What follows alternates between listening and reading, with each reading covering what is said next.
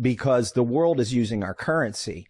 And we can do that as long as they use our currency. But I think it's going to end at some point. They're going to quit using our dollars as reserve currency. I mean, I watched your interview with Putin, and one of the things, whether you hate him or not, one of the things he said that is true is when we sanctioned him, before we sanctioned Russia, 70% of their transactions were in U.S. dollars. And after the sanctions, it's less than 20% of their transactions are in U.S. dollars. So what we're doing with all these sanctions, ironically, we're shooting ourselves in the foot every time we sanction a country and say you can't use our currency to have a transaction. We're taking away our ability to charge them 3% for that transaction, because when we print 3% more dollars, we're just taking that money. And we're also sending a really clear signal, which is the dollar's not safe for you. Right. It's the reserve currency because it's a safe haven, because it's a stable country.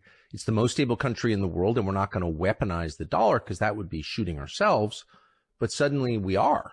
And they'll tolerate like 3% because we're not backed by dollars. We're backed by aircraft carriers right now. So they'll sort of tolerate that 3%. But one of the things we recently did in Congress, we passed something called the Repo Act, where we said we're just going to seize all of Russia's sovereign assets in the United States. Well, it turns out a lot of that is treasury debt that they've agreed to buy so that they can hold dollars. And here's the problem with that. When people see that we've seized their money that they gave us in exchange for these treasury notes, then other countries won't want to buy our debt. It's already happening.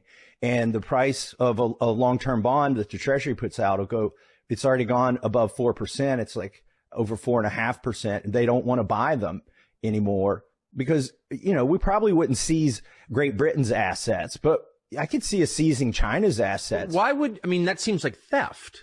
Just like take a country's assets. That belongs to the people of the country, right? It's not just Putin. It is theft. Like, it's immoral.